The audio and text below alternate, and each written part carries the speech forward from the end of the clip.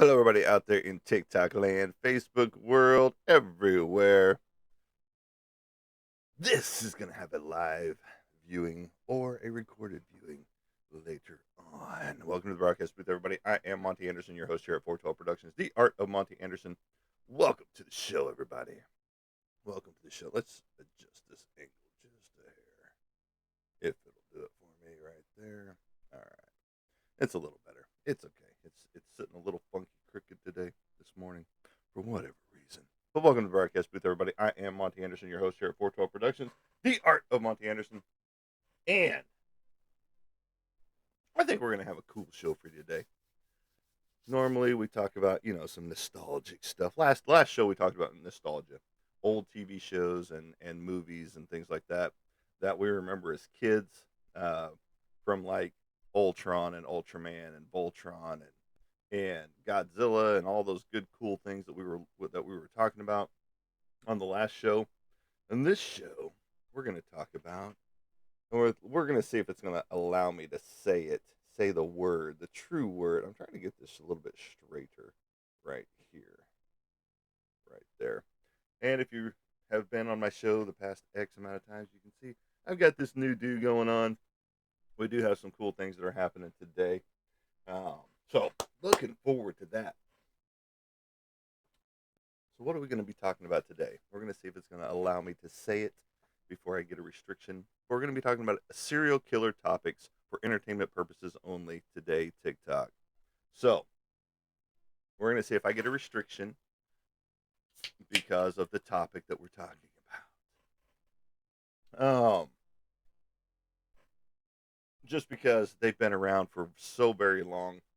And in reality, there's not as many as you might remember, according to a huge list that I've got over here. So we'll see if we get a restriction, right off the bat. And if we do, we do, and we'll talk to whoever's here. Because you can't always get what you want, right? Thanks, Rolling Stones. Um, but we're also going to be talking about what's happening today from 2 to 4 in Ozark, Arkansas.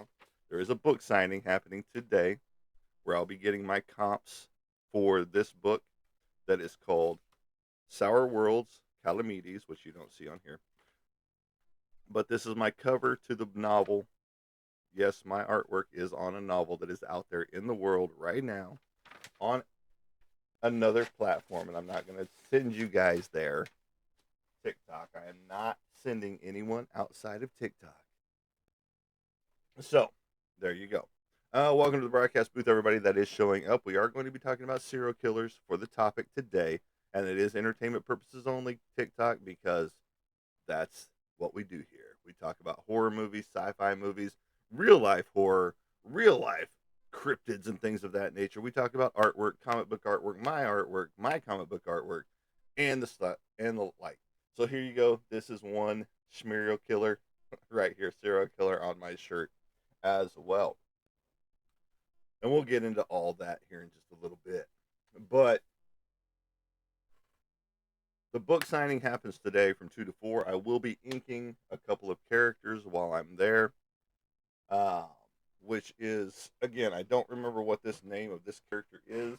That is from the book right here, but I'll be inking that at the show right here. And I will also be inking, this one is called Harrow right here. He's got the metal wings, which is the depicted on the cover that I painted. Plus, he's got the razor wire coming from his flesh right here that is attached to him. Every girl's heartthrob, a winged person, man, male, with blue jeans, no shirt, no shoes, all that good stuff.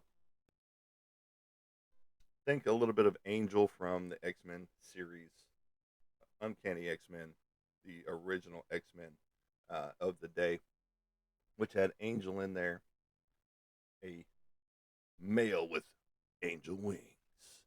So there you go. So how are you all doing out there? What is on your minds right now? When you think of serial killers as our topic today, What comes to mind? Who comes to mind? What's the earliest you can remember? And I don't know my audience age or anything like that on here because that it doesn't tell me, and it doesn't tell me who all is actually sitting here. It just shows me, the participants that are sitting here on the deck right now.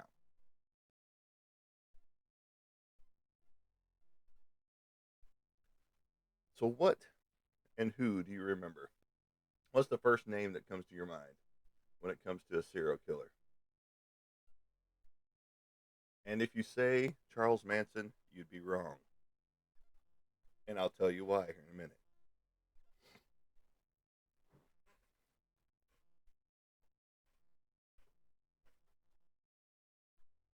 So, who do you guys remember?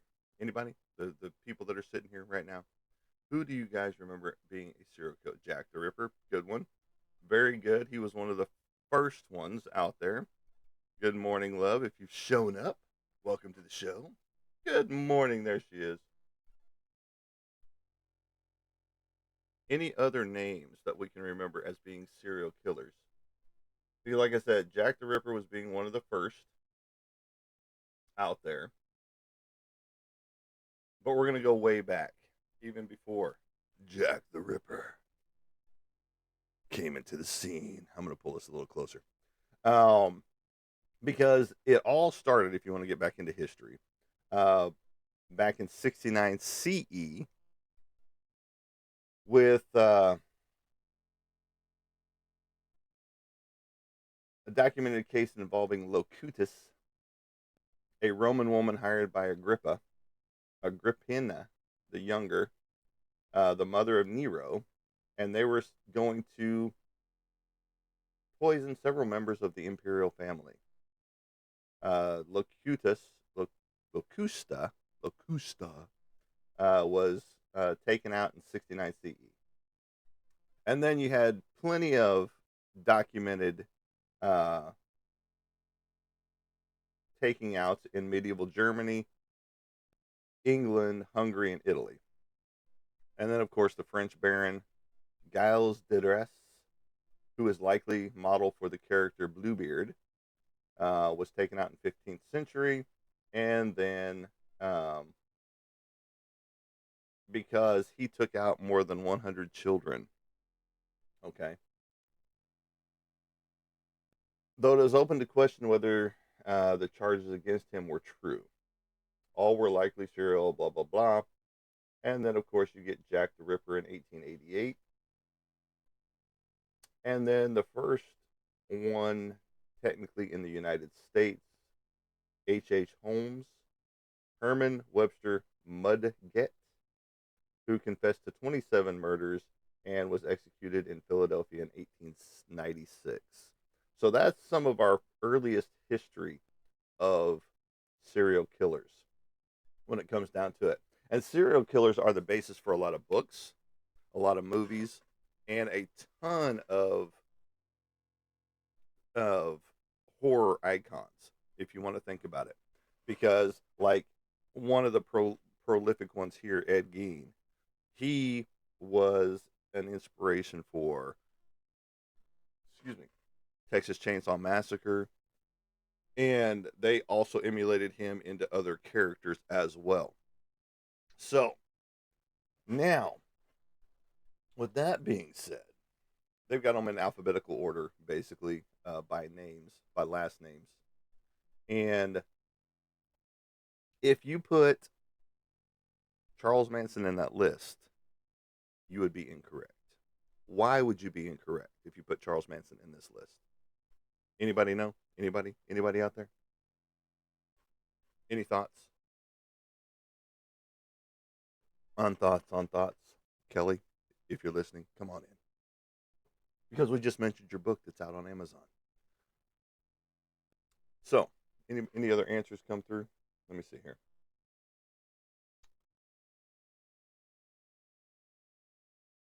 Don't forget to like, share, and follow.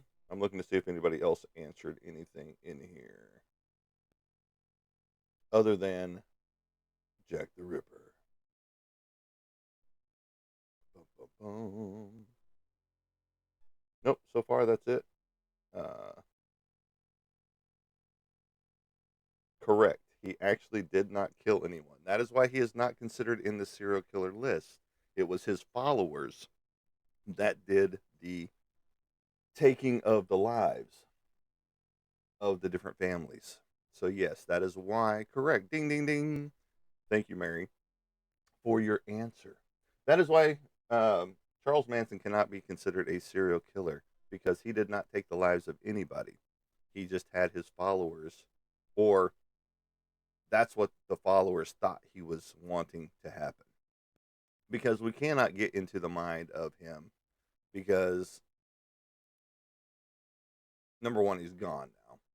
Many people have tried to get the insight and what, you know, they thought they could glean from him. Um, he was a smart guy, you know, as most cult leaders are, that get their followers to do what they want. So if you're ever in that situation, just know you can get out. Okay, you can get help. Seek help. Um. So now we've got Nero and Jack the Ripper and all that good stuff back in the early days, back in the 1800s and before. Uh, Going back to the earliest one that can be documented, 69 CE. And don't ask me what CE is because I honestly don't have a clue what CE stands for right now. Because you had BC and AC or AD, and then you got CE, which is predates all of that. So, um, but we've got a whole list, and it's really not as long as you might think. But on the flip side of that as well, there's still people that haven't been caught that could have already passed away that will never know the atrocities that they did to be labeled in here as well. So, and why did I bring up the topic of serial killers? Because we picked up this first edition right here, Helter Skelter, the whole case files of the murders that took place back on that day in 1969. But this is the first print, and it was produced by the attorneys that did the case, Bugliosi and Gentry. But this book is from 1974, first print. Couldn't pass it up. It was actually yelling our names as we looked at it. And it does have pictures and all that goody good stuff inside here. So not only do you get to see the whole kit and caboodle of how it went down from the lawyer's point of view, but you also get to see a lot of the case file pictures that were taken of the day as well. We're not going to get into all this book just because it is a big book. It is over 500 pages long,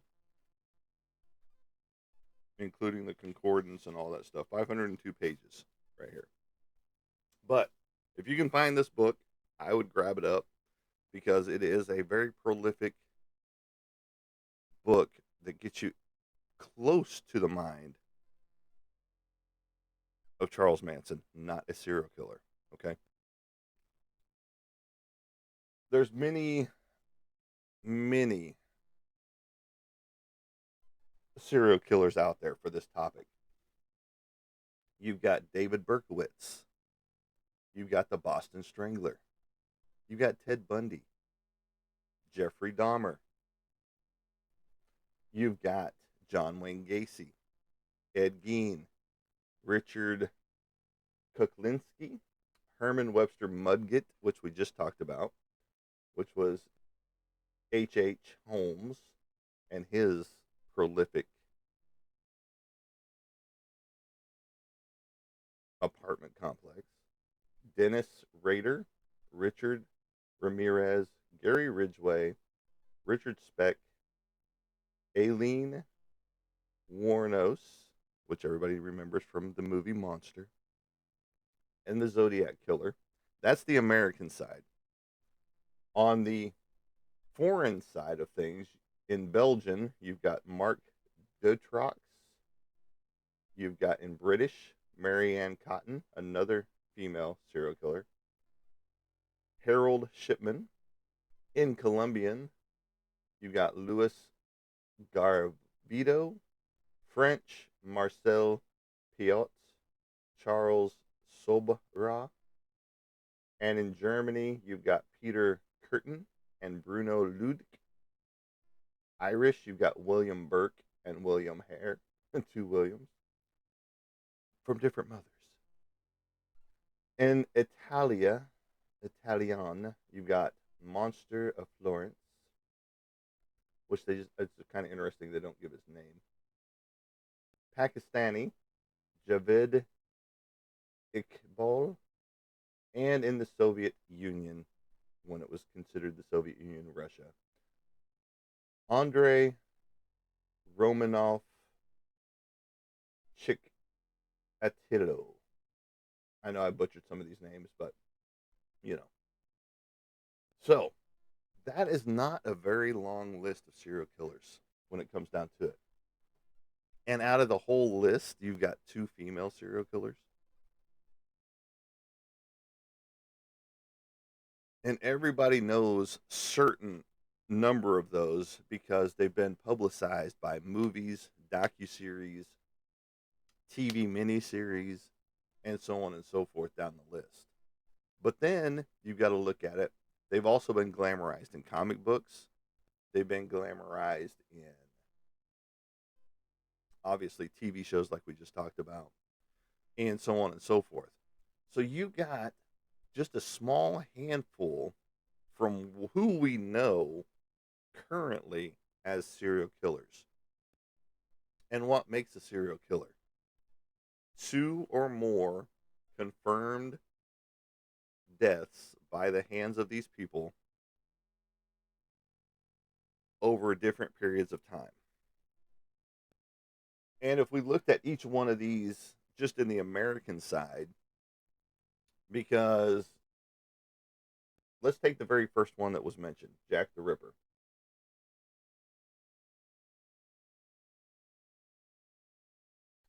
Let's see here.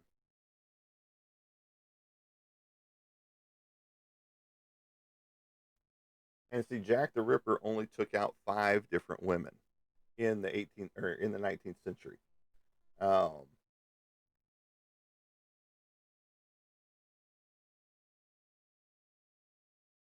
but on the Irish side, with William Burke and William Hare, they they took out at least 15 people in Scotland in the 1820s.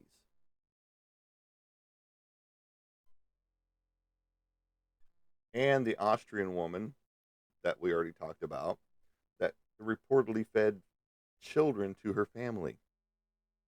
So this is a very tough subject for some people out there to talk about that.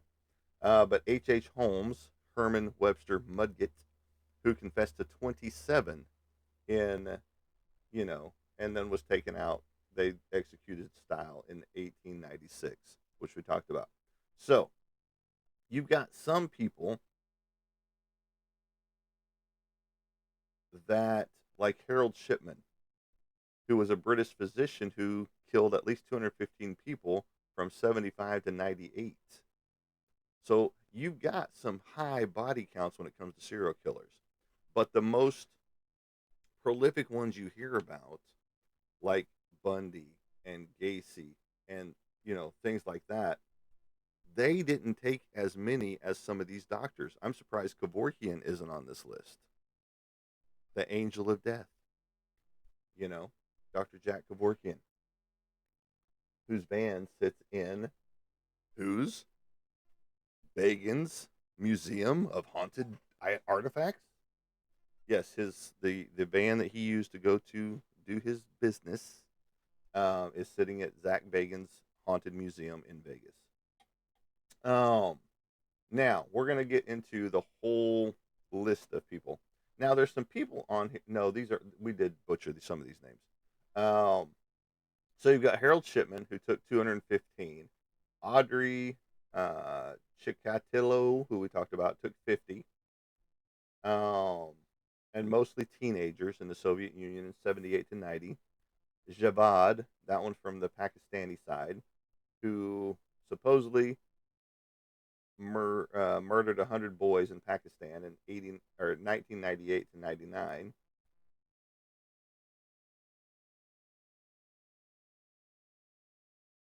Okay, this one didn't make the list. Muhammad Adam Umar, who confessed in 2000 to having killed 16 female medical students in Yemen and 11 other women in Sudan. Ted Bundy, one of the most prolific serial killers that has been sensationalized on television, movies, so on and so forth, only killed 25 people. Only. You know, we say that in passing compared to the other ones that had over 200 victims, as a serial killer side. Jeffrey Dahmer. This was my girlfriend's idea, to be honest. And if you know what he's eating, you know what he's eating down here. He only did 17, you know, and they were young men, and most of them in the late 80s.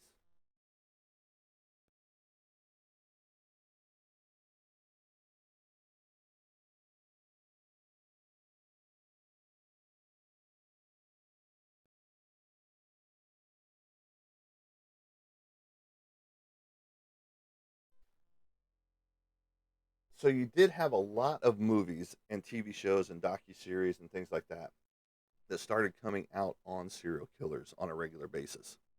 And, in the movie side, you had a ton of movies come out. So from M, 1931, The Devil Strikes at Night, 1958, Peeping Tom, 1960, Psycho, 1960, Silence of the Lambs, 1991, Monster, 2003, about,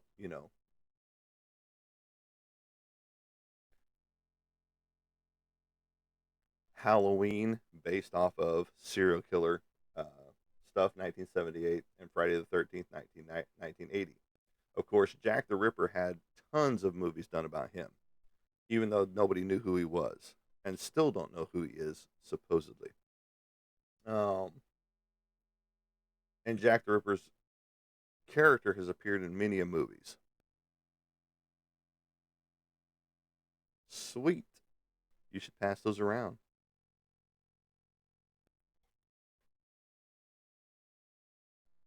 Yeah. Uh huh.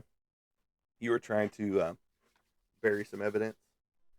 And so, but Pandora's Box in 1904, which starred Jack the Ripper, basically, or a Jack the Ripper type character, and other plays by the German writer Frank Wedekind.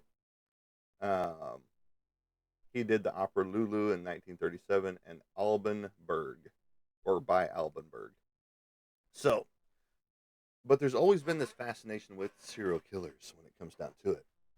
Um, because that's why all of these people got married or had marriage proposals sent to them while they were sitting in prison, you know, which gets into the psyche of why would you want to marry a serial killer? Why would you even want to entertain that thought and talk about some of the stuff that they talked about, you know? Because according to guards and things that they've read in the letters that get handed to the prisoners, because they have to check them out to make sure that they're not, talking about breaking out of prison and all this stuff. But all the lewd stuff that gets talked about in these letters about what these people want to do to the serial killer, and I'm just talking about sexual, not talking about anything else. And I'm sure they did get their threat letters as well, while they were sitting in prison. But the majority of stuff that the guards talk about on that side was what these women wanted to do to the guys in jail, or vice versa, men to women, um, men to men as well. Dahmer, Jeffrey Dahmer. So Jack the Ripper falls at number 7 in this list because, again, he only supposedly took out 5 in his day and age. But he was one of the first most documented cases in on the London side of things, just because of the skill with his scalpel, you know.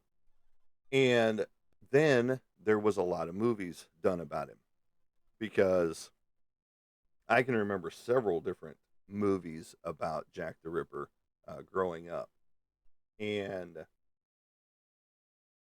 about how the slices happened from basically neck to growing, you know, and how he mutilated them. But, and that's why they figured he was a surgeon or a butcher from the cuts that he made in the bodies of the females. And yes, most of the females were prostitutes that he did end up dispatching.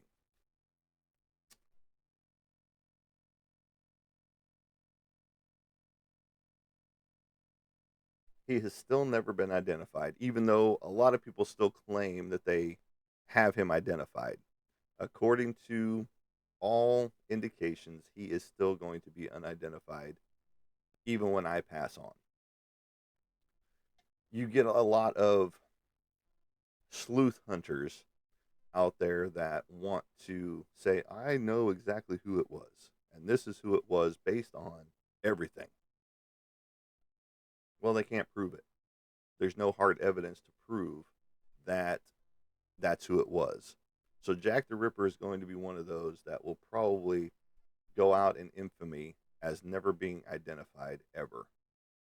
And I know there's been a lot of documents or documentaries and shows and things like that that are like, well, no, seriously, we do have him identified, and we're pretty sure that it's this guy. Pretty sure. Pretty sure. Not 100% confirmed, but pretty sure that it's this guy. So, no, you have not identified who Jack the Ripper is. And you will probably never identify who Jack the Ripper is, period. Let's just put it that way. And that, that's going to always be an intriguing case when it comes down to things because, like I said, you get a lot of horror movies that are based off of Jack the Ripper's persona.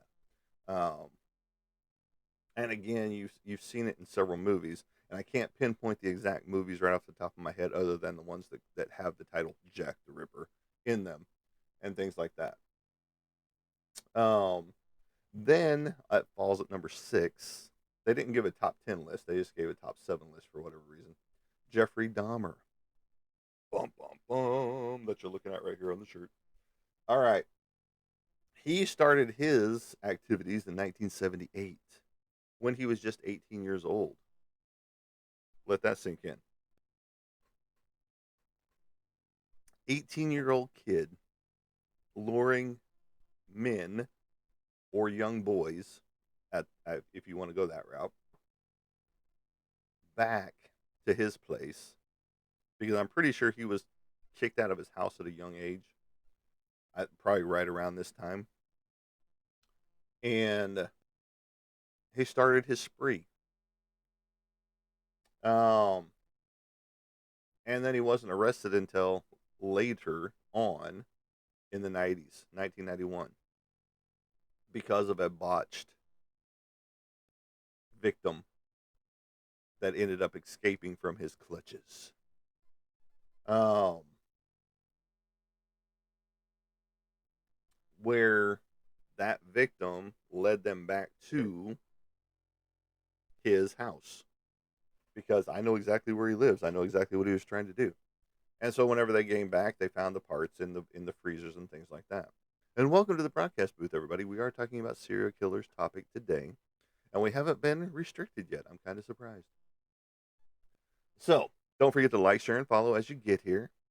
And those of you that know me, because we've worked together, welcome to the show. This is not our normal routine, but this is just a cool section because we did pick up this first edition 1974 Helter Skelter book from a antique store just yesterday. So that's why we're talking about serial killers. And one of the first questions I ask if you came on, why is not Charles Manson listed as a serial killer? And the answer by Mary, and she has a tag of numbers after her name, gave the correct answer, which was a ding ding ding, because he did not commit the murders. It was his followers that took out the people listed in this book and the court documents. So, but he was just the cult leader that supposedly had his people, his minions, do his dirty work for him.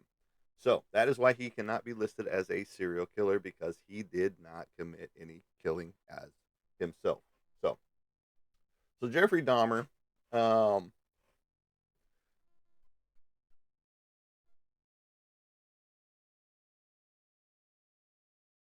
he had in his possession, which a lot of people do, are trophies. What's called trophies from their victims and their kills. Okay, he had, not only did he have pictures of every person that he took out, but he also had parts in his freezer that, yes, he was eating on. And he also had body parts strewn across the apartment, which made the apartment smell atrocious. So anybody that he brought back, he would always complain about the pipes being backed up, or always something wrong with, the plumbing. And if you walk in there and you smell that smell, I'm probably walking right back out the door.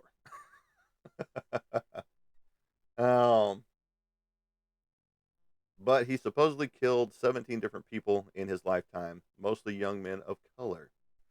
He served time in prison twice. The first time for um, inappropriate behavior, and the second time for murder.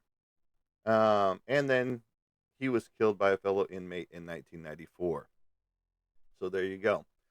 It's called prison justice. You're seeing it more and more when it comes to certain files. Um, and it starts with a P and has file in it. You get to see that a lot in prison. And you've seen it more and more here lately than in the past. Just because prisoners don't play with that stuff, because they've got children of their own. So if you come into prison and they know that you are or have done something to a child, your life expectancy isn't very long. Harold Shipman, also known as Dr. Death, before Dr. Kevorkian, the angel of death, is believed to have killed an estimated 250 patients under his care. So he has so far the highest count out of everybody so far, and he falls at number 5. Okay. He practiced in Greater Manchester, England, between 72 and 98. That's 1972 and 1998. And he worked in 2 different offices. So go figure on that one.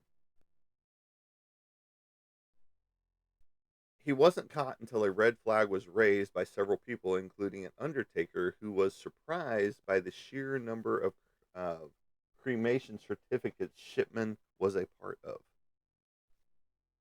along with the fact that most of the cases were elderly women found to have died in bed, not at night, but rather during the day. Police mishandled the investigation, and Shipman kept on killing until he got greedy and tried to concoct a will for a victim that named him beneficiary, which led the victim's daughter to become suspicious. He was finally convicted in 2000 and committed death upon himself while in prison in 2004. So some of these cases aren't that old, you know. And I'm just trying. They're not giving me the ages of these guys. I mean, I can go in and look, but to see what these ages were of these people, um, all that good stuff. But it's all good. Coming in at number 4 on our top serial killer list. Keep counting them down, Casey Kasem. You've got John Wayne Gacy, a construction worker, known by his suburban neighbors as outgoing John Wayne Gacy, was involved in politics, and even acted as a clown for birthday parties. That's where the clown killers come in. And that's where you get a lot of clown controversy because everybody hates clowns for the most part. Me, I love clowns, but that's just because I've grown up around clowns my entire life. And that is just, and I'm talking about people who act as clowns, you know. So, today, if you're joining us, we are talking about serial killers and the prolific ones that have been throughout history. And there's not a whole lot, and I'll go back through the list at the end of the show, just to show you that there's not a ton of serial killers that are known right now. Again, there could be some out there right now that have never been caught or identified.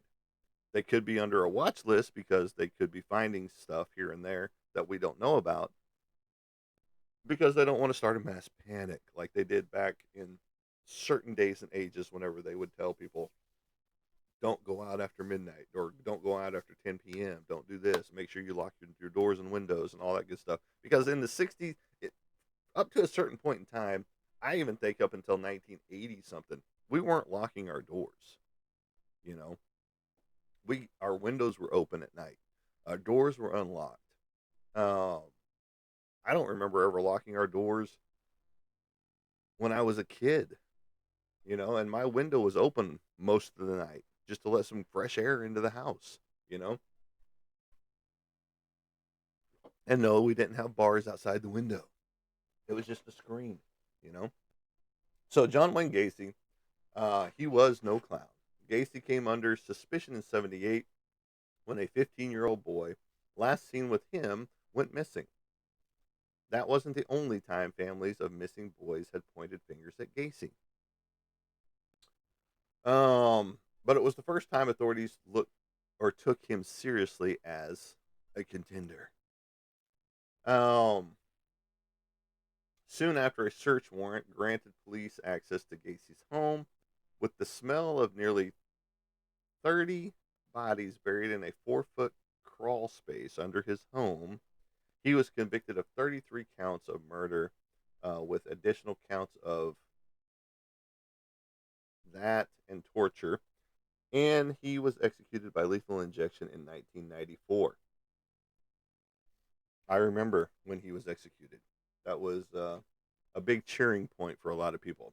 But again, he is one of those that was in prison that was getting love letters from females, um, lust letters, if you will. And,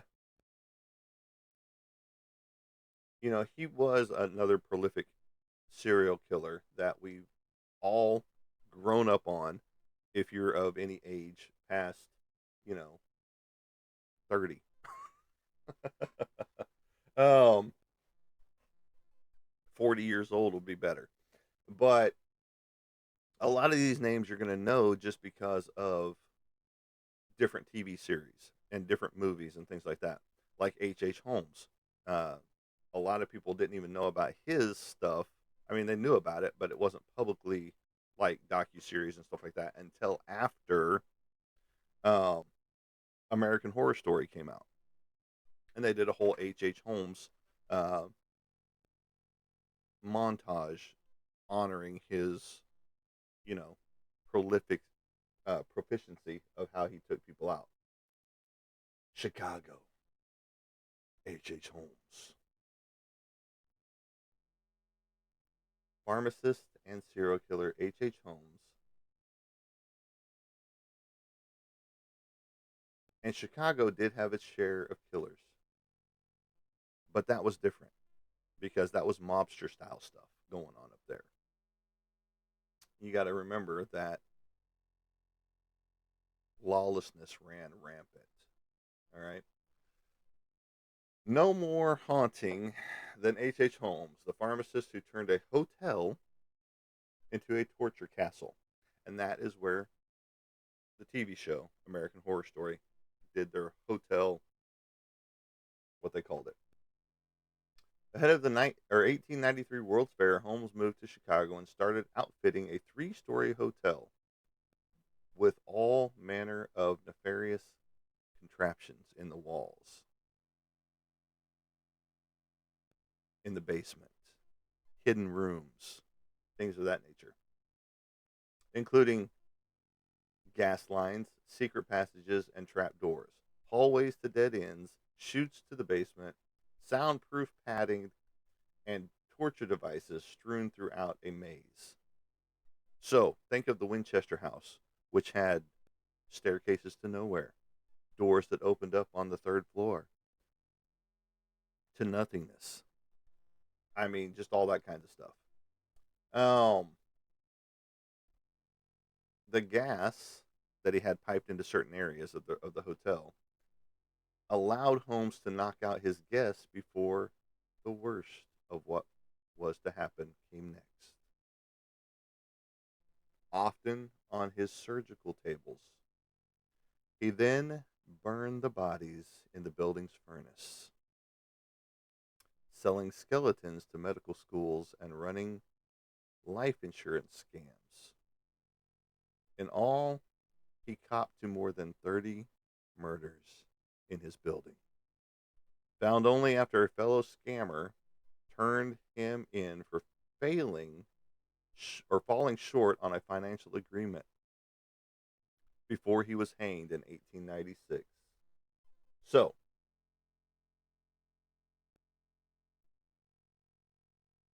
another scammer ended up turning him in. Go figure.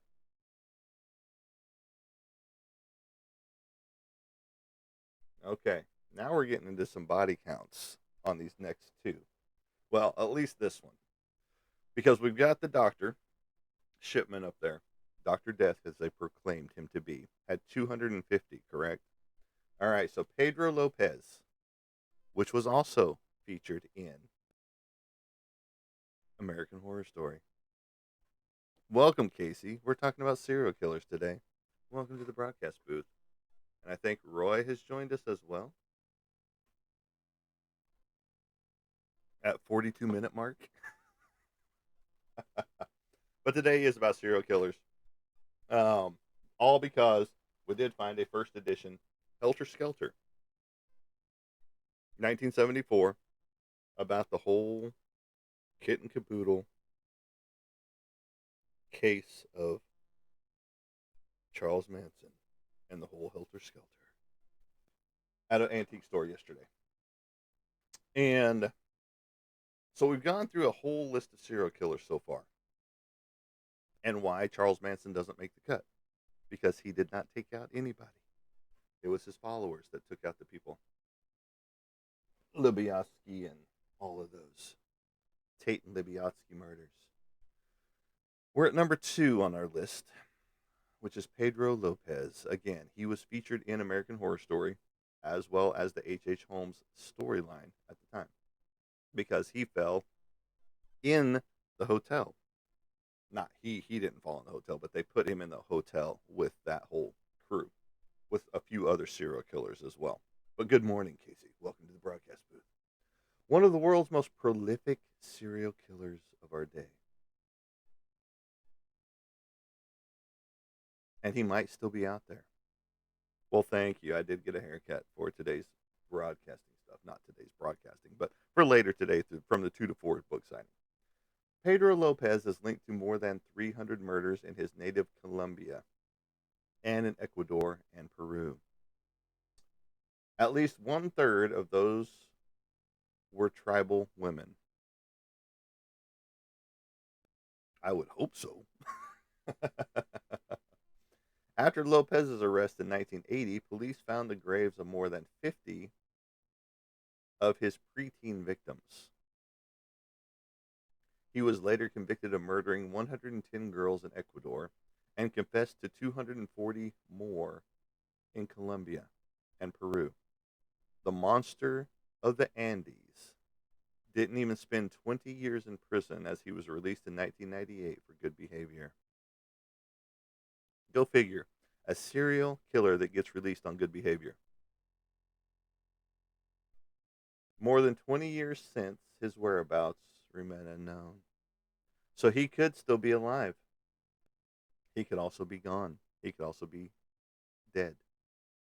We don't know. So Pedro Lopez could still be out there doing what he's doing today, you know. And is that a scary thought that he could be back in Colombia or Ecuador or Peru doing the same thing, or right here in the United States? Thank you for the gifts. Those always go back into the printing process. Those 3 cents that I get go back into the printing process of my merch out there. So, um, so go just imagine this. 1998, he gets released for good behavior. That's not that long ago. I don't know what his age was whenever he did um, go into the system because it doesn't tell me that. It doesn't give me their ages.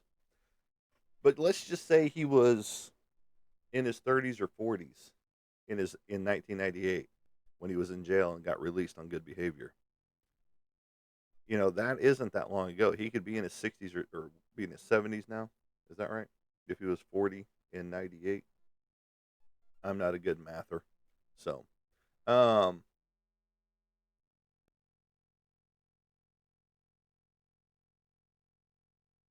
be close to his 70s.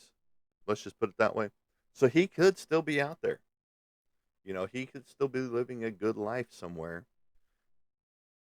and still racking up bodies. Let that sink in. A serial killer who confessed to over 240 and they found 110. That is 350 people right there that he confessed to and was found with the 110, but yet he was released on good behavior. Let that court system sink into your brain. Someone that prolific in taking out people, preteen people, kids, and you just let him walk the streets because he was such a good inmate. Don't care about what he did. He was such a good inmate, we let him go. That speaks a lot to our society, does it not? He didn't do anything bad in prison. He was such a model citizen in prison. Always put his tray after lunches and breakfast and dinners back after dumping it and cleaning it out. He didn't cause any trouble with any of the other inmates. He did his duties of sweeping and mopping and cleaning the toilets and the bathrooms. And he was really, really great out in the yard. 350 people dead and they let this guy walk. 110 they've got physical hands on. He confesses to 240 more. But since he was such a model citizen in prison, let's let him walk out the door.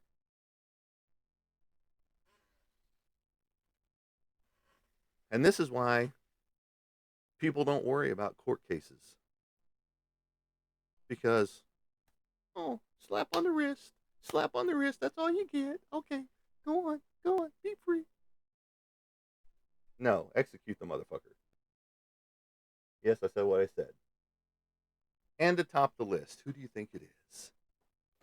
Ted Bundy, number one. He loved the attention his murders gained. Because why? Every one of them that he did was televised on some news broadcast somewhere. And many in the United States were more than happy to give him that attention. The Western U.S. was his hunting ground. With an unknown number of murders piling up, mostly college-aged women from Washington to Oregon, all the way to Utah and Colorado. Bundy was once arrested in Colorado and convicted of kidnapping, but he escaped custody, moving to Florida, where he killed multiple times more before being caught again. Bundy's final arrest and its aftermath captured the attention of the nation as the accused murderer acted as his own lawyer during the trial.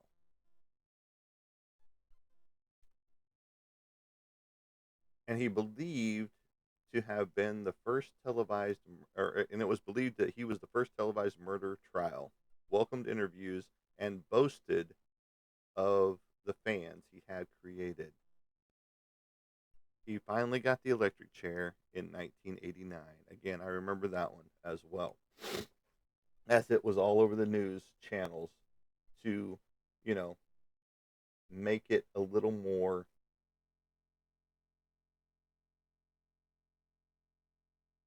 publicly known about, all that good stuff. Let's read a little bit more about Bundy really fast right here. Get out of the way. Sorry.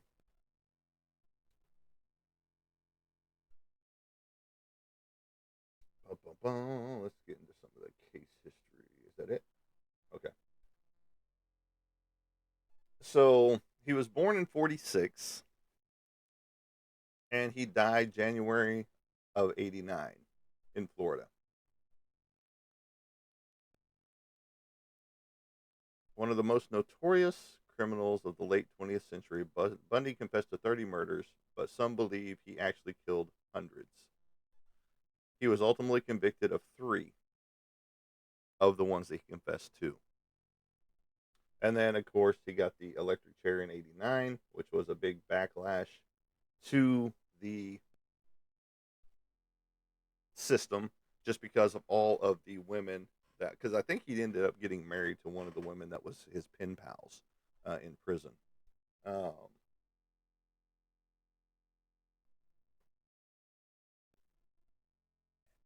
One of the biggest things that runs through all of this is that most of us could be serial killers based on what Bundy told reporters. And I'm about to get into that.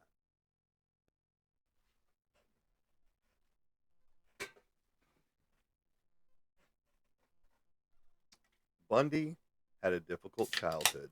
Yes, I'm cracking another cold one. V8 Energy. V8 Energy, you need to be my sponsor. Peach Mango is the number one flavor that they have. The rest tastes like chemical shit.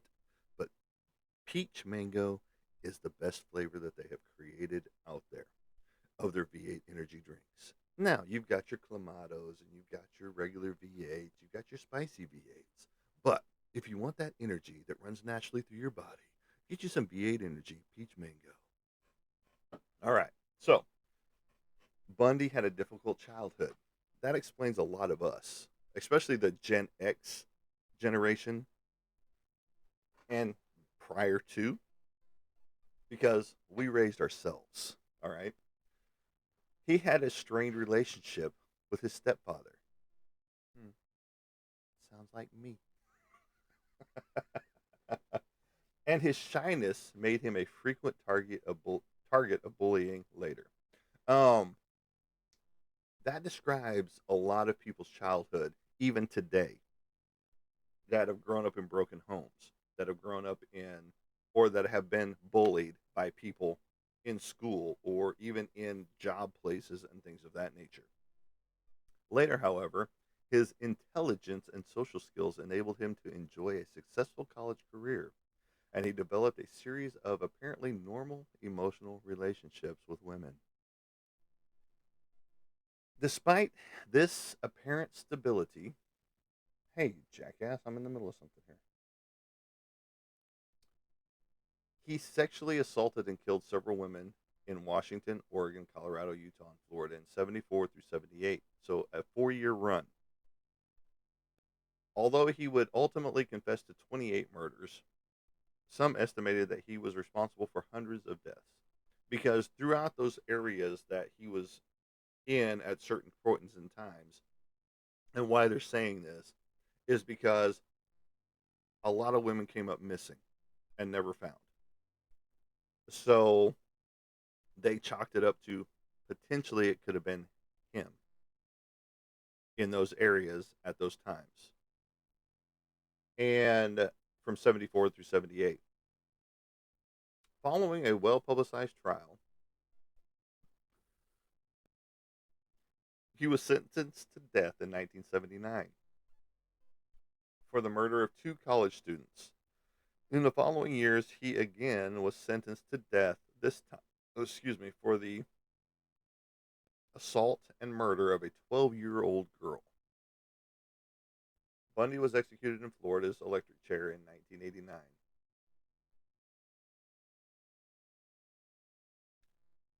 Despite the appealing or appalling nature of his crimes, which was appealing to some people, Bundy became something of a celebrity, particularly following his escape from custody in Colorado in 1977. If you ever saw the movie that they did about it, they showed how he escaped from the custody while he was doing his own trial in 77.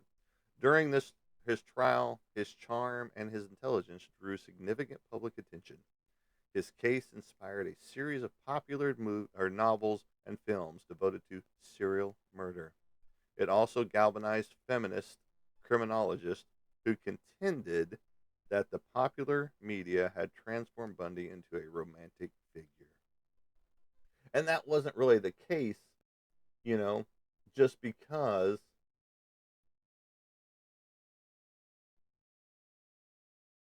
women still wrote to him in prison. Women still wrote to most of these men in prison. Okay.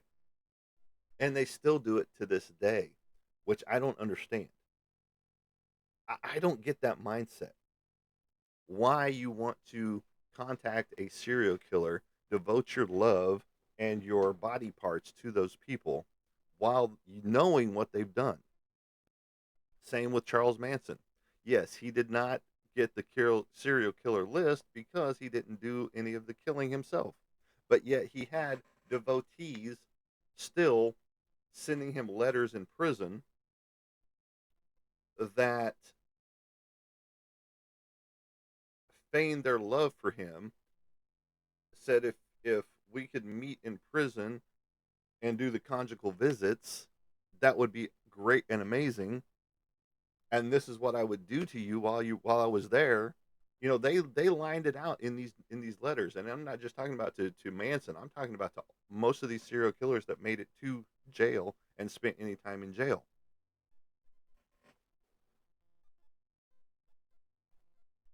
And it just makes absolutely no sense to my brain why you would want to do that.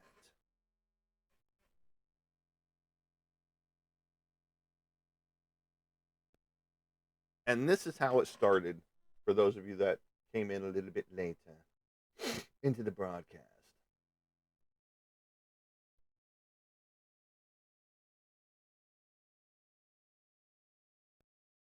One of the earliest documented cases involved Locusta, a Roman woman hired by Agrippina the Younger, the mother of Nero, to poison several members of the imperial family.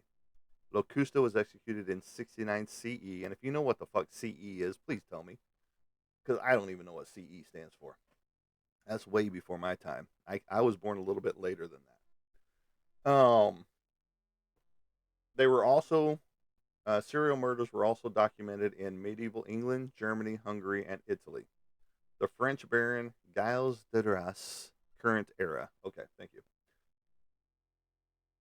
Um, Gilles de Ras, who was likely model of the character Bluebeard, common era, current era. Thank you. And um, he was executed in 15th century for the murder of more than 100 children, though it is open to question whether the charges against him were true. And then we get into the 19th century with, of course, um, the German woman who poisoned more than a dozen people, the Irish-born William Burke and William Hare, uh, who killed at least 15 people in Scotland and the 1820s, and an Austrian woman who reportedly fed children to her family. The most famous case of serial murder in the 19th century was Jack the Ripper, and that's how we kind of started the whole conversation. And then, of course, you had Herman Webster Mugget, H.H. Holmes, which we talked about him just a little bit. I think he came in at number 3 or 4 on the list, on the top 7 list. They didn't give a top 10 list, but they gave a top 7 list.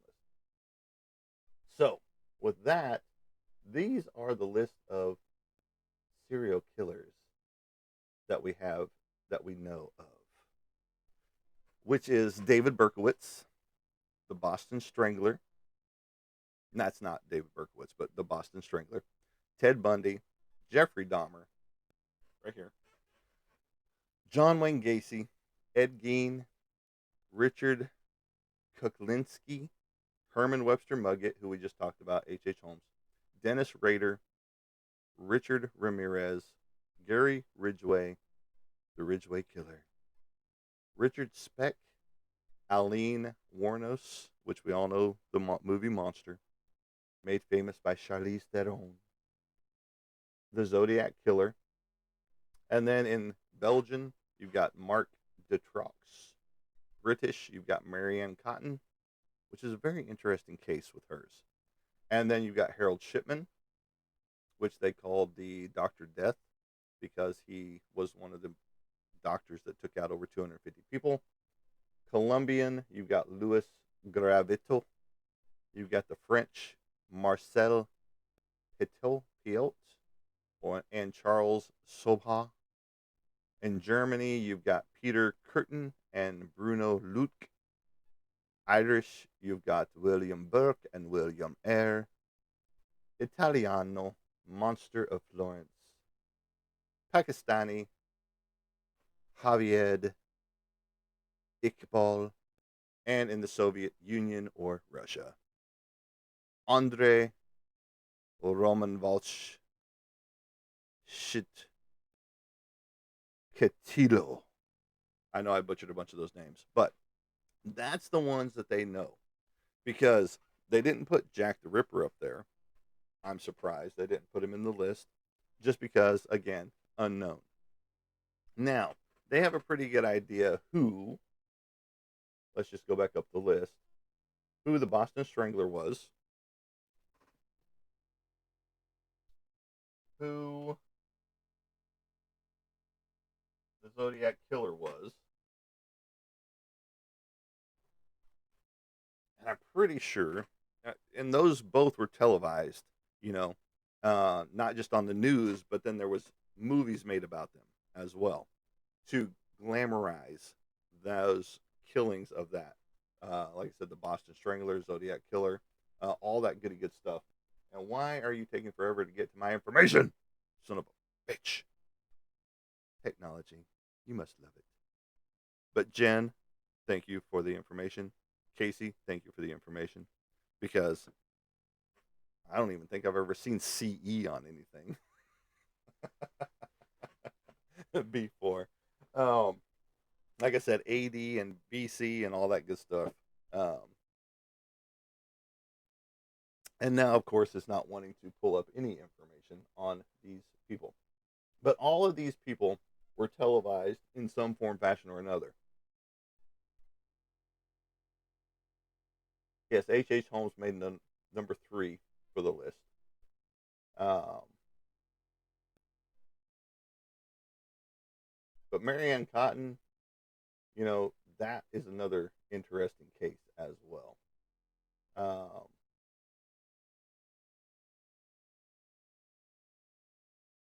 okay, we're going to try this again. But yeah, Marianne Cotton, very interesting case over in another country. Um, but you've got a ton of documentary films on most all of these people. And you're starting to see it a little bit more and more with a lot of these docu-series and documentaries and things like that coming out. Um, because people are fascinated with serial killers, and they always have been. Um, and that's why Jack the Ripper has gotten as much love as he has before. Yes, absolutely. Absolutely. Jen, thank you. Yes, I know what BC and and all that stuff means, but I had never seen CE before. Or at least not that my recollection. Even in my scholarly books in school and things like that.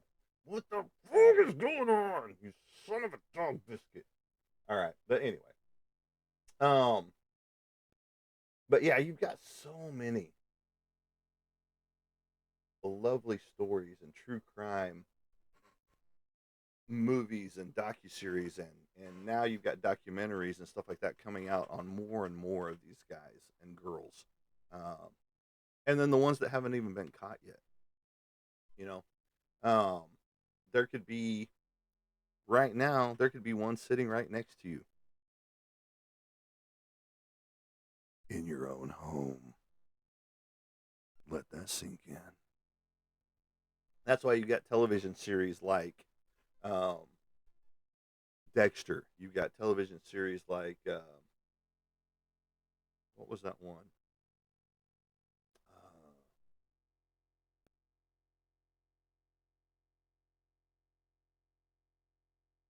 he kidnapped the women and put them in different scenarios, and he was a bookkeeper. Uh, he had the bookstore. What the fuck was that TV show called?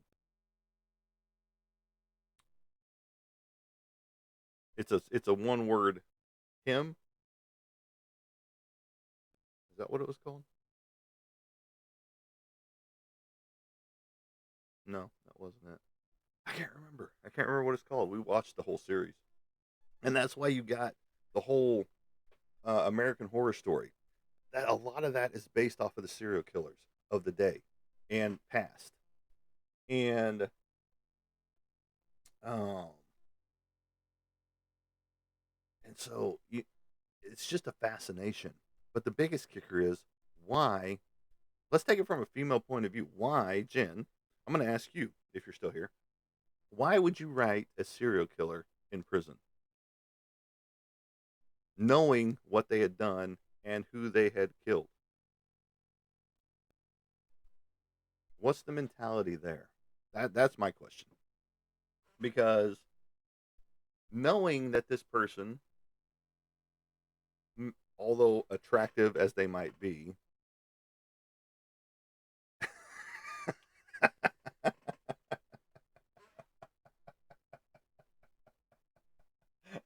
that's an admirable answer. Desperation. Um, but s- at least one woman out there married one of these serial killers that was in prison. Because I'm pretty sure John Wayne Gacy got married while he was in prison. I'm pretty sure that Bundy got married while he was in prison, and I could be wrong on that, but I know Bundy, at least according to all the accounts and recollections, that he did get married while he was in prison. So, but for all of these people to write letters devoting, like I said, sexual gratification and favors to these prisoners when they still had conjugal visits, mind you. Um, why, other than desperation, would you do that? Where is your mindset on that? Just some fame and fortune? Hey, I was one of the pen pals to Ted Bundy, John Wayne Gacy, Charles Manson, blah, blah, blah. And here's my letters that he wrote to me. That's stardom, fame. Um, being able to be put in a book and get some royalties or something. That's the only reason I can think from my side of you why you would want to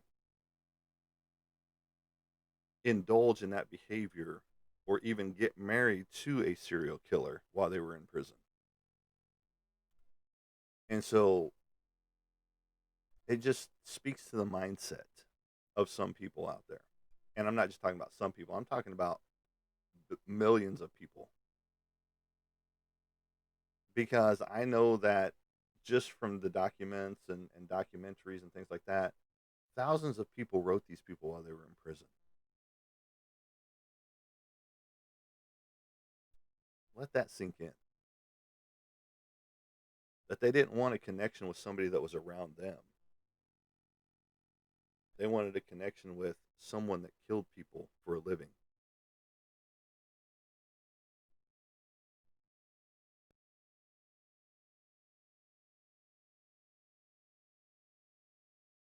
the desperate state of affairs, just like you said.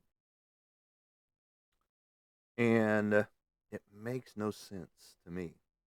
And one of the things that doesn't make sense to me is that my cat balls have not gone off this entire time that I noticed. But right before the show, I guarantee you, the one sitting on my zombie dice right there went off 3 different times while I was just sitting right here. Yeah, exactly. It's very sad and hard to understand why you're that desperate for that kind of attention from a serial killer. Because if you were putting that kind of time and effort in on the real world,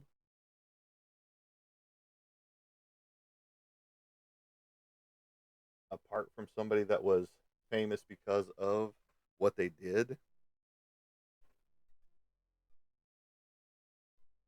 yeah, the bad boy or bad girl persona, I get that too. And that's why you get people that are in horrible relationships today. 100%. And that's what I talk about here, Jen, is that when a celebrity passes on, you get the whole world that breaks down, boohooing, crying, all that bullshit. Me, okay, they passed on. I feel bad for their families, but they didn't contribute to my life other than entertainment purposes, music, movies, stuff like that. Now, there's some people that, had personal relationships with some of these celebrities. I get that. That's a different story. Yes, yes, that too. But whenever a celebrity passes away for me, it's another day. Like on being an artist that I am, you know, when Stan Lee passed. Okay, he passed. It wasn't a hard day. It was just another day for me.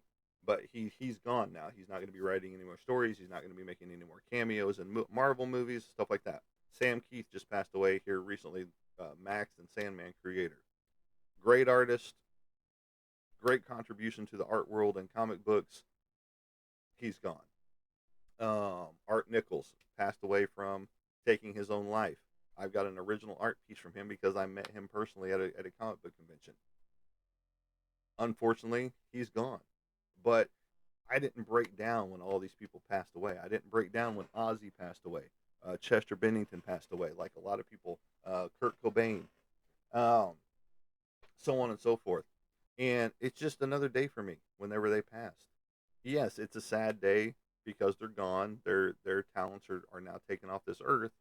But again, they weren't paying my bills. They weren't calling me on a regular basis. They weren't sending me text messages or emails, on a daily basis or every other day basis. Um, and so they're gone. Okay, whoop de doo. I don't have to stop my life and be like, oh, I gotta get a tissue every 5 minutes because no, that's never been me. And people think I'm heartless and cruel for it, but they didn't contribute to my life other than, oh wow, I love their music. Oh wow, I love watching them on TV or a movie, whatever. Big whoop. Sorry. Um, when Ozzy passed, it was another day. Yes, a musical talent had passed on, but it's not going to stop my day, and I'm not going to boohoo and cry over it. Like you saw millions of people doing on television and post and everything else. Yes, I posted my little thing. He's gone. Okay, so what? Move on. Let's go. You still have your life to live. You know, just like his family does. Um, I see Kelly and her man from Slipknot have parted ways. So all that good stuff. So she's on the open market again. So is he. But yeah, no, it's why you want to ask a serial killer to marry you whenever you could ask the person down the street that could potentially be a serial killer as well. There's all those ifs, ands, or whats and whys. Why? You know,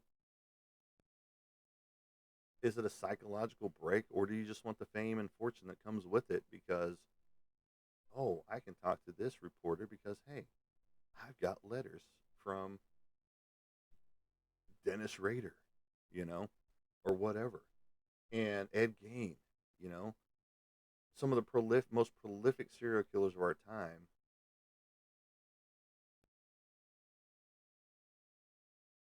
There you go, and that's possible too.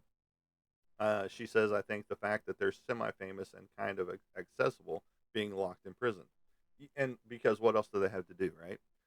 Other than answer people back and things like that. And make it seem like they really care about that person on the outside. Because I'm locked away. I know I'm not going to be getting out of prison anytime soon. I'm probably going to either be executed or die in prison. But yet, I can make this person feel special because I can now write them personally and put all of my thoughts about what I want to do to them in my letter. And that's kind of disturbing, to actually think about that. That that that people want and seek that kind of attention because they're not getting it on the outside world. Because they feel like they're awkward or they feel like they're not attractive or they feel like they're not worthy of love outside of a serial killer. That's sad. I mean, in reality, that is sad. Um, but I'm assuming, and that makes an ass out of me, and I get that a lot of people feel that way though, because they have been put in a situation in the real world where they don't feel like they're worthy of love or affection from somebody other than a David Berkowitz, a Ted Bundy, a Jeffrey Dahmer, a John Wayne Gacy. The list goes on and on. And that's sad. We as a society need to do better so that your sons, your daughters don't have to be attracted to serial killers for affection. And again, like I said, there are people running around the streets right now that are serial killers. They've just never been caught. And then off this list, you got Pedro, who is potentially running around right now on the streets. Could still be alive somewhere out there. Pedro Lopez, who was let go from prison from good behavior.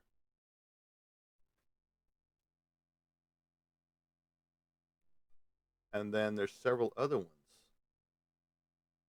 that have never been caught either. But again, like I said, you might just ask the person sitting next to you that you're dating, that you're seeing, what's their body count? And I'm not talking about sexual body count. I'm talking actual body counts. Because that's a sobering fact right there that unfortunately in today's society, with all the technology that we have, you can still get away with certain things if you know what you're doing. In fact, there's a guy on TikTok that 98.9% of his fan base believes him to be a serial killer because he gives you, and he openly talks about it, how to dispose of bodies on his TikTok channel. He tells you what to do, what not to do. He tells you to, bury the bodies only 3 feet deep instead of the 6 or 8 feet deep that most people bury a body at. Because at a certain point, oxygen levels deplete. The only thing that's going to get to them are certain bugs. But if you put it at the 3 foot level, you get more bug activity because there's more oxygen levels and things like that. You know? And then he goes on to a whole bunch of other slew of stuff that he tells you how to dispose of. I can't remember the guy's name right off the top of my head, but my girlfriend actually showed him to me on here. Yes. This is a good. Let's just go with a rabbit hole theory that Garth Brooks is a serial killer because at every show in every city that he goes to, someone comes up missing while he's there. So there is a big conspiracy theory, rabbit hole theory, that states that Garth Brooks is a serial killer. So let that sink in. Who's to say that the celebrities that you're going to visit and you're a groupie of, and you get invited into their bus and you're never seen again, and nobody even knew you were at the concert, that these bands aren't serial killers? That Garth Brooks isn't a serial killer? I'm not saying that he is. I'm not saying that he is, and I'm not saying any band is. But during certain shows, during certain events, people go missing. It's his alter ego, Chris Gaines.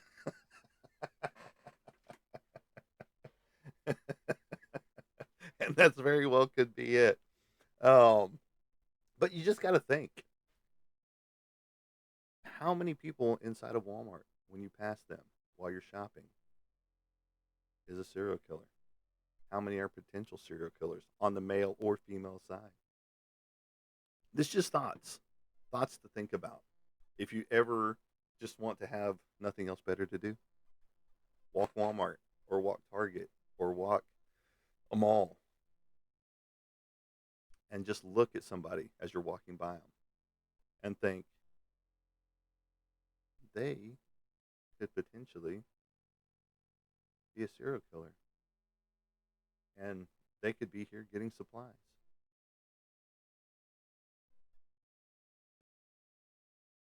You ever wonder about that at people while they're looking at the hardware section of Walmart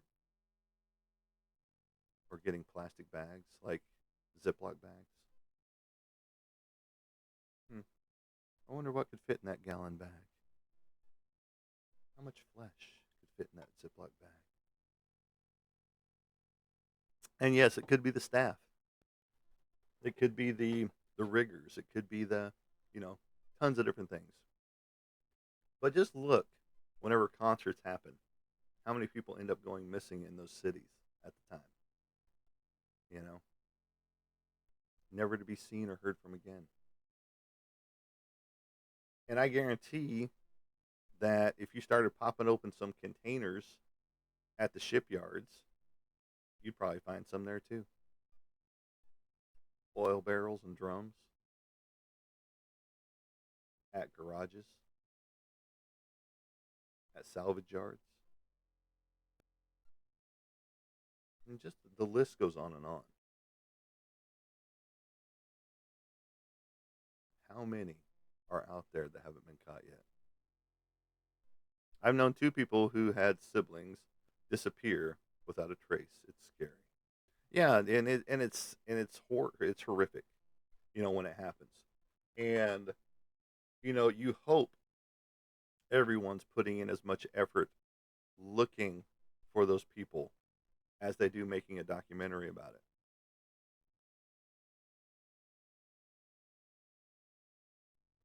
And let's just say you were to take out your family, you've just become a serial killer at that point in time. How about the queen who bathed? Oh yes, um, uh, Bathroy, I believe was her name. And that theory about Appalachia and people disappearing into the woods, absolutely. It might not be Sasquatch or skinwalkers. It could just be people disappearing people in Appalachia. Because I've seen some disturbing videos from people. Like there's this one musician. All she was, nah, it's Randy. Playing his banjo. Um, I saw this one video of this woman just trying to do. She's a musician. She was recording. She was recording um, a song for her next album, and she was doing some practicing warm ups and stuff like that. And this guy pops out of the woods, you know, and she's like, "Can I help you?" And he doesn't say a word, so she picks up her stuff, goes back inside, locks her doors, obviously, And she said that happened several different times, just trying to record, just trying to do some warm ups outside in the Appalachian air, things like that. And it just freaks her out, which it would freak anybody out. Somebody walks straight up out of the woods and just starts staring at you, from the tree line, you know, not too far away, you know. And is he a serial killer? Don't know.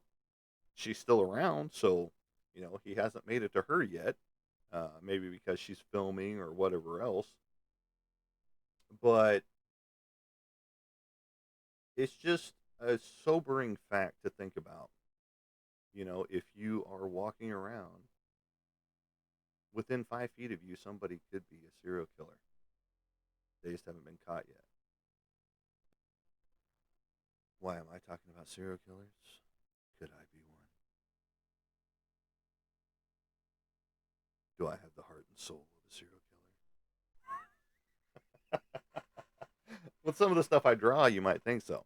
All the stuff I'm into, you could think so. I mean, Jen could be one. Casey could be one. Roy could be one. Is that Gavin?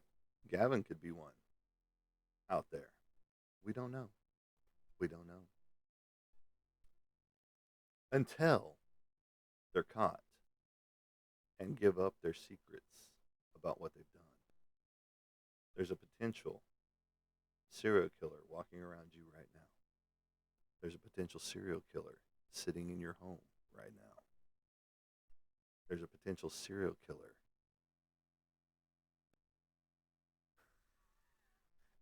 in the car next to you asking you for Grey Poupon. Just think about a movie theater, all dark, creepy already. You're going in to watch a horror movie. Someone sitting behind you could be a serial killer. You might not walk out of that theater at all. And the last thing you saw was the popcorn going to your mouth. Have that a sobering thought the next time you go to a movie theater or pass by a dark alleyway. Jack the Ripper was never identified. Does his bloodline continue on out there? Or did it stop with him? And that's the other theory that people have. It's a inherited mindset disease in the family that this person in your family was a serial killer. So it's going to pass on to somebody else in that bloodline as a serial killer gene. But I don't believe that personally myself. I just know that there's those theories of that out there. And yes, Grey Poupon is great. Um, Slathered on a lot of things. It's good stuff. I love me some Grey Poupon. As a lot of people used to say, Grey Poupon. Do you have any Grey Poupon? Let's see. Let's try this again. Let's see if it's righted the ship yet or not. There we go.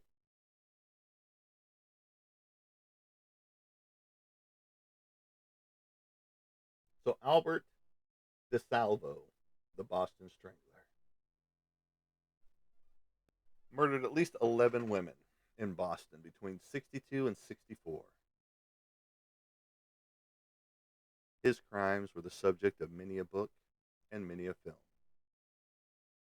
though the exact number of victims, as well as his identity, are a matter of controversy.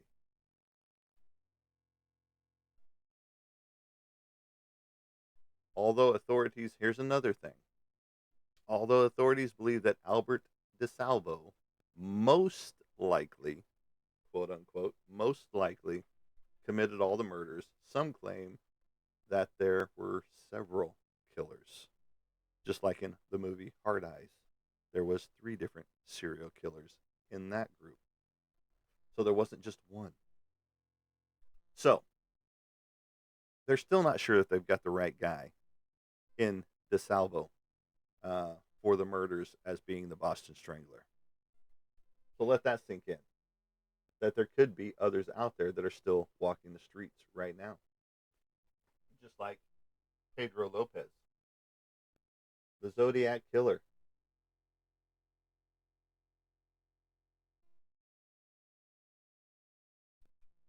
And see, these are low numbers when it comes to a lot of the killings that have happened in a lot of these other serial killing sections. Who is believed to have murdered at least 5 people in Northern California between 68 and 69, again in the 60s, when a lot of things were more lax, doors unlocked, windows open, things of that nature. An earlier murder, the stabbing death of an 18-year-old college student in Riverside, California in 66, is also sometimes attributed to the Zodiac Killer. Um, the case inspired the influential 1971 film Dirty Harry, starring Clint Eastwood, and it was subject to critically acclaimed David Fincher dramatic film Zodiac in 2007. If you've never seen that one, go check it out. It's pretty cool. But again, um,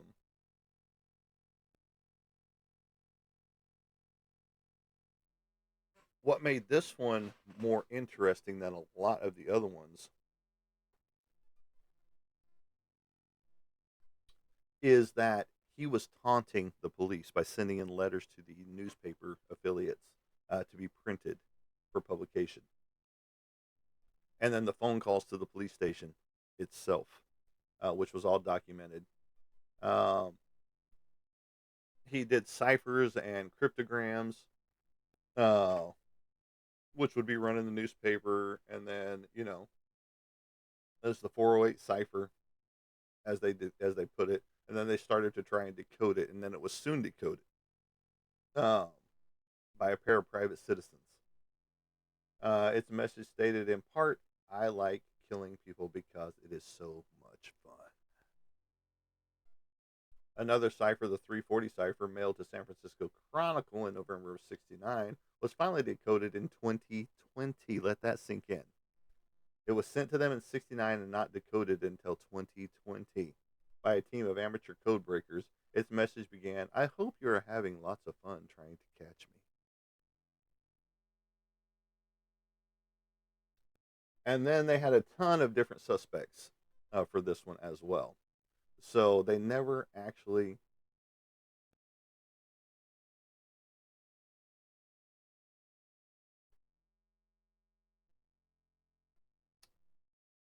pinpointed the correct guy. So again, another serial killer that was never identified. That's why I say there could be the potential that someone you know is a serial killer. Someone that you talk to on a regular basis could be a serial killer. And someone within 5 feet of you at Walmart or the mall could be a serial killer. That person looking at you from across the cashier's little area as they're taking your money. Were they holding a knife or a scalpel before they took your money from your hand? Is that murdering essence going to rub off on you and change your mindset?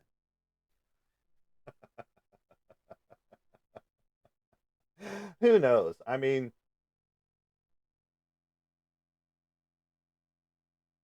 but they never caught the person as being the Zodiac Killer. Now, they attribute it to Arthur Leigh Allen, 1933 to 1992, so they're already passed on. A Vallejo, California school teacher who had been institutionalized in 75 for child stuff. Though his identification with the Zodiac Killer was never been substantiated, in 2021, a group of investigators claimed that Gary Francis Post, a house painter who passed away in 2018, was the killer. They offered evidence, included several witnesses who claimed Post had admitted to the murders and scars on his forehead that matched witness description of the killer. However, law enforcement officials largely dismissed the claim, and the FBI investigation remains ongoing. Correct. That's what we were talking about earlier, is that Jack the Ripper was never caught. And he is, you know, one of those serial killers that they attributed him to a butcher or a surgeon just because of the marks that he made. They were precision slices of molestation in the body when it came to where he was cutting on the body. So, um, and that's what I'm talking about. Does the lineage continue? Does that mindset continue on in family members down the line? Say you were related to Ed Gain. He was like your great grandfather or your great great grandfather or whatever. Do you carry that gene that he had that makes you want to take the skin of someone and create furniture, create belts, create light fixtures and things? Does it make you want to be a serial killer knowing that your great grandfather was a serial killer? Or your father? Or your mother? Or your brother? Or your sister? Or your aunt or your uncle? Or your best friend? Not saying that you're going to get it from your best friend, but it's just thought patterns. That's why we're talking about it today, is because people have popularized and made celebrities thereof out of serial killers since the dawn of time. We don't know how many people that Cain ended up taking over his course of his life.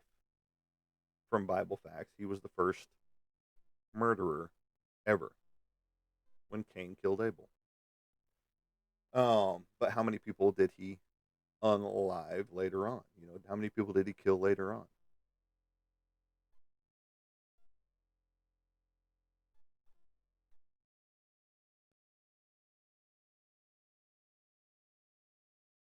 Exactly. You know, because is there a true gene? Is there a true serial killer gene that gets passed down from generation to generation? And maybe it skips a couple of generations, but it comes back around and hits a generation.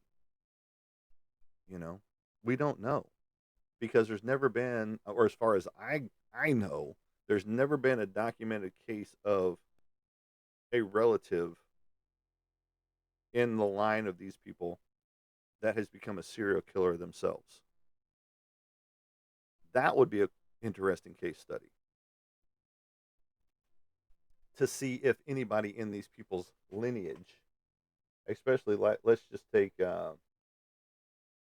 Harold Shipman or H. Holmes or Gacy, or did any of these people have kids? And then did their kids spawn kids? You know, that's some of the stuff that you don't that they don't talk about 100%. Now I know some of these people were families people. I think Ridgway was. I think Berkowitz was. Um, Bundy was just chasing the pussy wherever he could find it. Dahmer, I'm pretty sure he didn't have a family. Gacy could have had a family, being a construction worker and a clown at birthday parties, but he could have been single. Because every show that they depict him on, he's pretty much single, living a life of his own. Blah blah blah. Ed Gain, I think he could have been a family man. Richard Kolinsky could have been a family man. Of course, H. Holmes, Herman, Webster, Muggett could have been a family man. Dennis Rader could have been family, and so on and so forth down the row. There could have been several already family members in this home, but did they get the serial killer gene? Is that possible? Is that a thing that gets passed on? Or is it just a mental thing?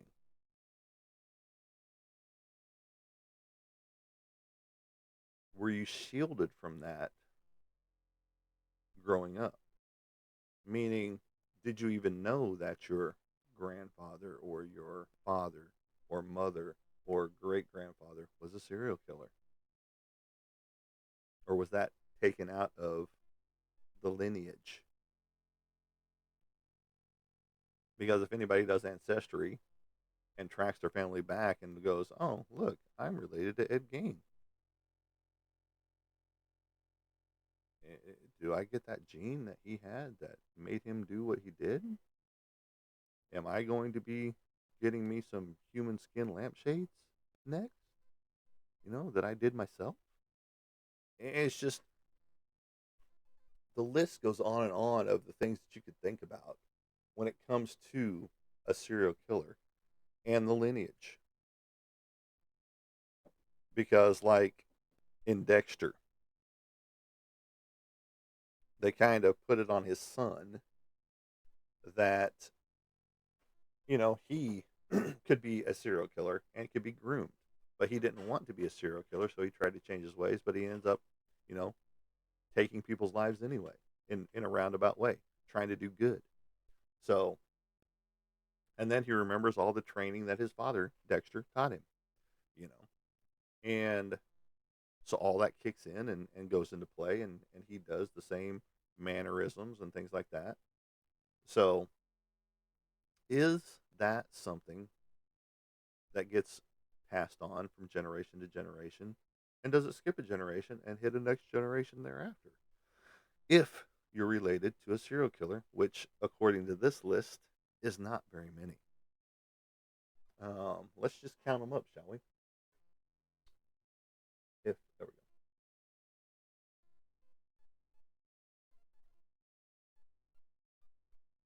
14 in America,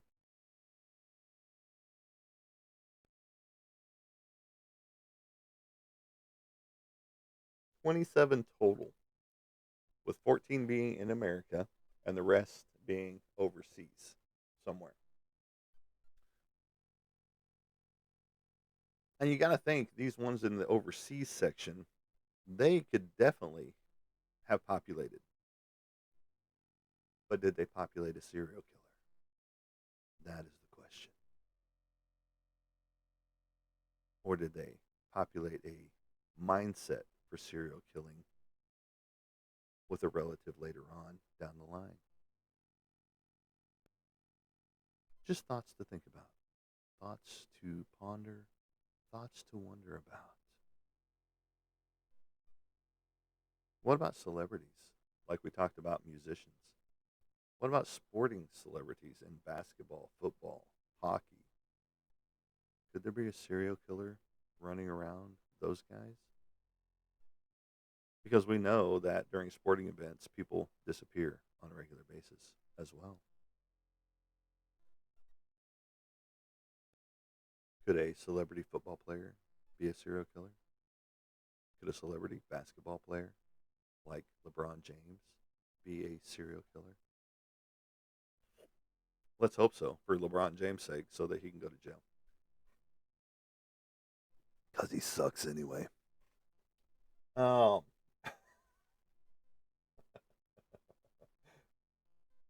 but anybody has the potential to be a serial killer, which is unfortunate.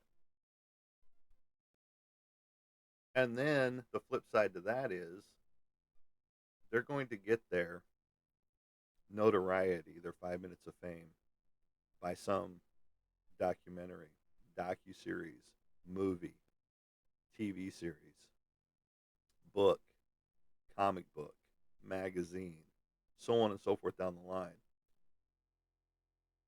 Because we, as a society, have a fascination for serial killers. We have a fascination for horror, true life or imaginary. That's why you get a lot of hit movies and TV series about urban legends, about cryptids, about folklore. Yes, absolutely. Some are made. And it's just like what I was talking about earlier before you came on the show. And I'm not knocking you being late on the show. I'm just saying that if you read Ted Bundy's story about what he told the um, investigative reporters that interviewed him about his traumatic childhood, about his being bullied in school, about his um, underappreciation from his parents and so on and so forth. If that's the basis for a serial killer, a lot of people in the 40s, 50s, 60s, 70s, early 80s could fall under that category of being a serial killer in today's society right now. 50-year-old serial killers, 40-year-old serial killers, 60-year-old serial killers. Because if that's the basis for why he became a serial killer, that describes me. That describes you. That describes your neighbor. That describes your brother. That describes your sister. That describes some people that you go to school with. That describes people that you are working with right now. And if that's the criteria for becoming a serial killer, then 90% of Americans and abroad could be under that category of a serial killer. Let that sink in.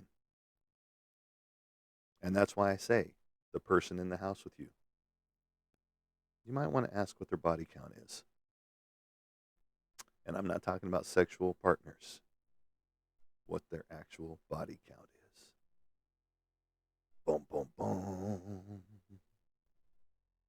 Because if that is the true criteria, and that's how most people have been described, was that their childhood sucked, that they had trauma from their childhood, that they were bullied in school or elsewhere as adults.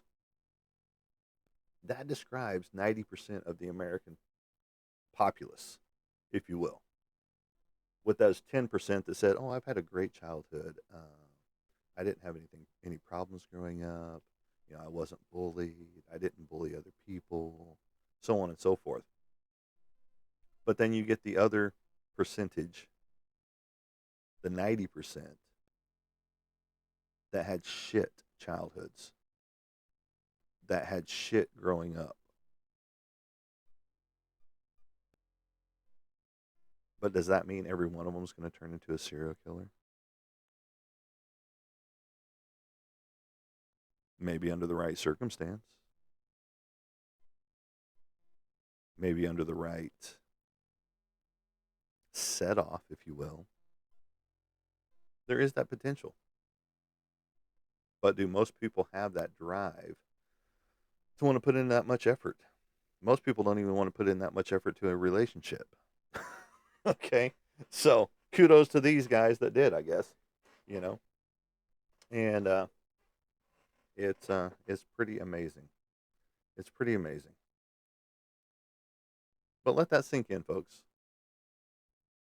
The clerk at your favorite gas station could be a serial killer. Someone within 5 feet of you at the mall could be a serial killer. Someone walking down the street with you could be a serial killer. Sleep well tonight when you think about these thoughts. Don't let it keep you up at night. But that's it on serial killers for today, folks. I appreciate all the participation. It's been great. You guys have had some great insight. And as I like to say as I leave you guys, we will catch you on the flip side. Don't become a serial killer in between. Have a good day, everybody.